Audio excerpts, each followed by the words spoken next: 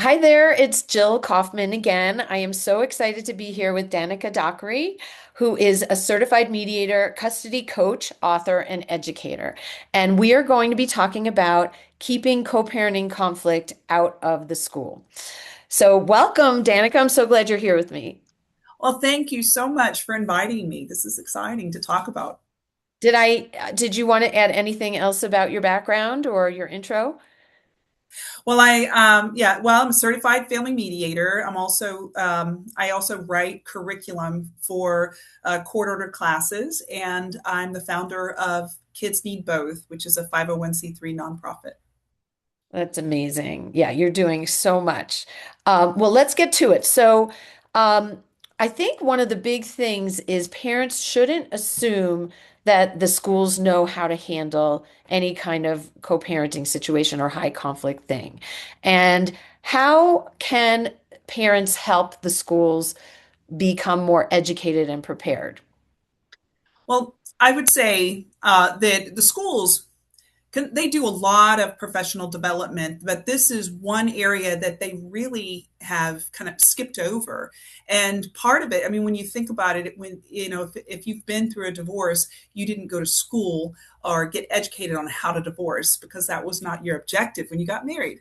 And the teachers, the professionals in the community that deal with these custody conflict situations are also kind of caught flat-footed with not knowing what to do. I'd like to talk about what would help make it easier as far as for your educational partners. That's what I'd like to call the schools and the administration. This is your educational partner, and the the person, and you have a co-parent, and that's your partner for parenting your child together.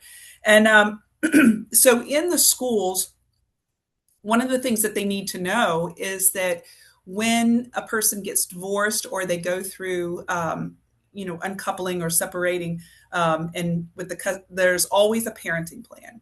There's always supposed to be a parenting plan, and it's sealed by the court. The court says that if the parents have a problem with communicating and working things out, we go back to the parenting plan for exactly what is so, who gets them when, and how everything is arranged. So So you're the saying share the parenting plan that's with the, right, that's right. yeah, You which can is interesting, right?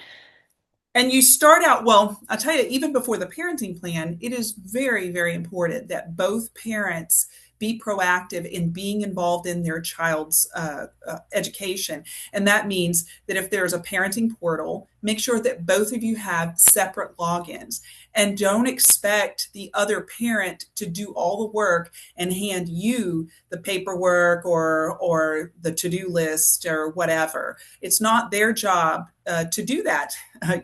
Maybe it was when you were together, but it's not their job anymore. So go and be responsible, and that will eliminate a lot of conflict and animosity you have with your co-parent if you just do your own thing.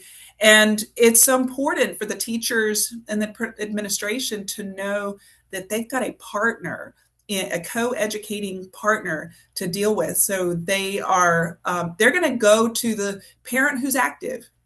If one parent acts like that they're interested in their child's education, they may end up going to them only. So you need to make sure that you are also represented.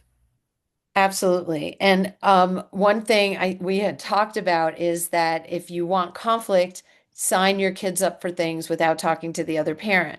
But if you don't want conflict, you want to keep it out of the school and you need to communicate. You need to communicate with your other parent. And a lot of people, that's hard for them to do. It's very hard. I mean, you want so bad for that child to be in soccer or whatever, and you're not on good terms with your co-parent. And it's so easy to just say, well, I have the power, I'm going to do this. Well, you know what, your child is going to suffer because the other parent is not going to feel so involved, so committed to getting their child to soccer when it's their on their watch. And the child, it's not fair to the child. It's very important to have buy-in, and the same thing goes for the teacher or the school that's involved in extracurricular activities. They need to make sure that there is buy-in from both parents. Right. I love that. And the last tip is to be friendly. And I love that tip because if you're friendly to your school partners, you are going to get so much farther than if you get angry because they emailed one parent and not you, because they're just trying to figure out how to handle this. So you really want to walk in there being polite and friendly. Do I have that right? Absolutely. If you don't, the thing is, yeah, do you have rights? Yes, but people don't like to be yelled at or demanded of, and just be friendly because you're helping. This is your co-education relationship with them, and you want to make sure that it's harmonious for the best Awesome. interest of your child because they are a gatekeeper. They do Absolutely. have, you know, they're going to gravitate towards the parent that's the nicest to them. Right, exactly. Well, Danica, this was great tips. How can people get in touch with you? Well, you can go to my website, which is kidsneedboth.org. And I do have there, I have a way of reaching, you can reach out to me from that website. Or Awesome. you can also directly email me at info@kidsneedboth.org. Perfect. Thank you so much. All right, thank you.